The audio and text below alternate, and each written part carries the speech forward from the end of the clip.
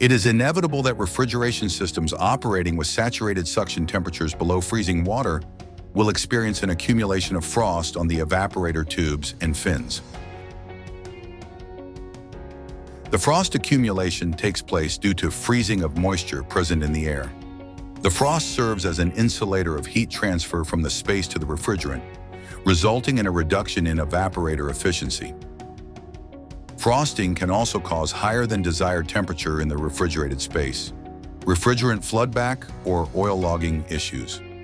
A defrost cycle is a process that removes frost or ice buildup from the system's evaporator coil. Proper defrost cycle management is important for maintaining the efficiency and reliability of a refrigeration system. Many refrigeration systems have automatic defrost controls that use such as pressure sensors or temperature sensors or timers to detect when a defrost cycle is needed and activate the appropriate method. In our system, the defrost cycle is initiated using a timer. In this video, we are going to describe some of the methods employed on board a ship for defrosting the evaporator coil located in meat room and vegetable room.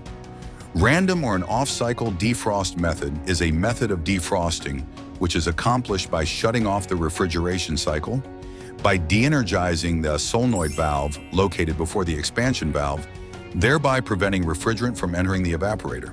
With the refrigeration cycled off, allowing the air in the refrigerated space to continue to circulate through the evaporator, by fan will raise the evaporator surface temperature, melting the frost. No other source of heat or energy is necessary for an off-cycle defrost.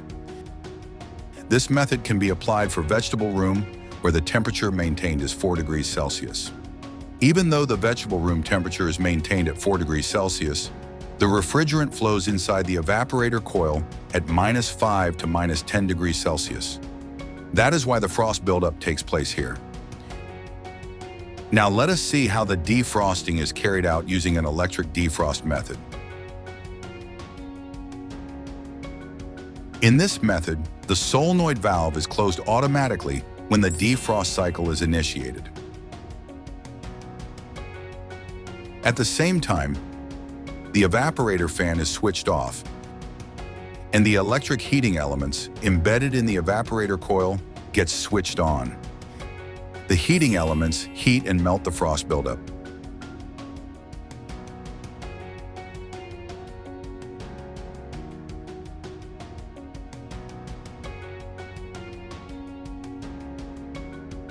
Now let us see how the defrosting is carried out by using a hot gas defrost method. In this method, a provision is made in the system to divert the hot refrigerant gas from the compressor from the normal refrigeration cycle and circulate it through the evaporator coil, bypassing the condenser and the expansion valve. A solenoid valve is fitted in this defrost line. When the defrost cycle is initiated, at the same time, the evaporator fan is switched off,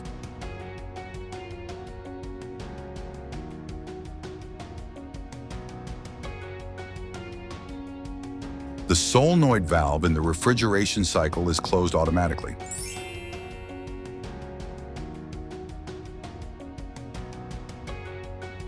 And the solenoid valve in the defrosting line opens.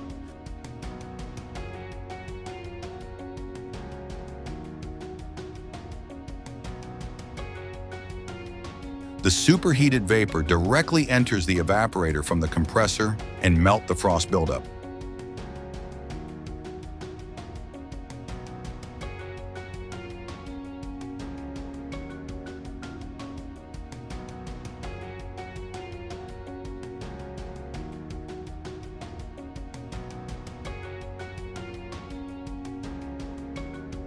Then the refrigerant goes to the accumulator. The accumulator, which is positioned in the suction side of the compressor, prevents the flow of liquid refrigerant to the compressor. It allows only the vapor refrigerant to get into the compressor. This method allows a shorter defrost period, granting the compressor an extended operation time during the day. If the gas for defrosting is taken from the top of the condenser instead of from the compressor discharge pipeline, then it is called cool gas defrost method.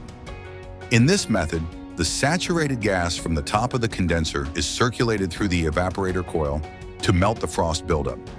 Cool gas defrosting can take longer to defrost the evaporator coil. But the thermal shock that the evaporator coil is subjected to when the defrost cycle is activated is less in cool gas defrost method. Now let us see how the defrost cycle is terminated and how the system starts in the refrigeration cycle. For the proper operation and efficiency of a refrigeration system's defrost cycle, two devices, one for defrost termination control and another for fan delay control, are used. Defrost termination control is a device that stops the defrost cycle when the evaporator coil has been defrosted.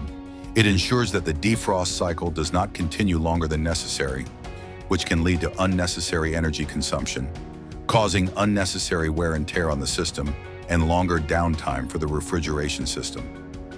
A defrost termination control device, often a defrost termination thermostat, is fitted close to the evaporator coil that automatically stops the defrost cycle when the evaporator coil has been sufficiently defrosted.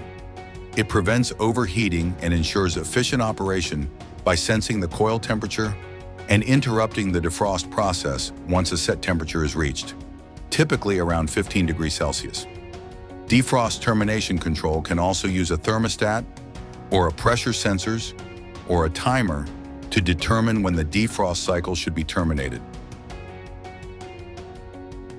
Fan delay control is a device that delays the restart of the evaporator fan after the defrost cycle has ended.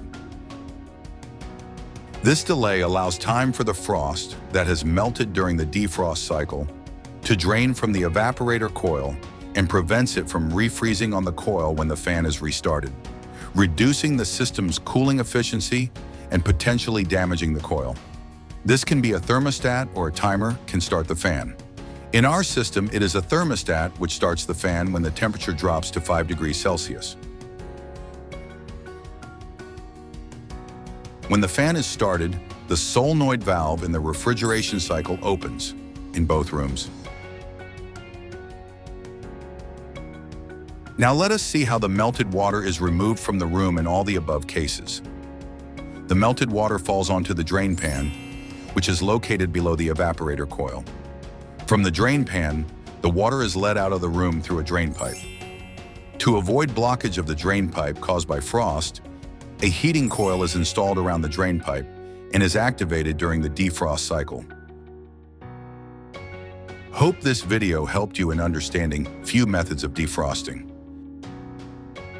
Thank you for watching, and don't forget to subscribe our channel for more educational content.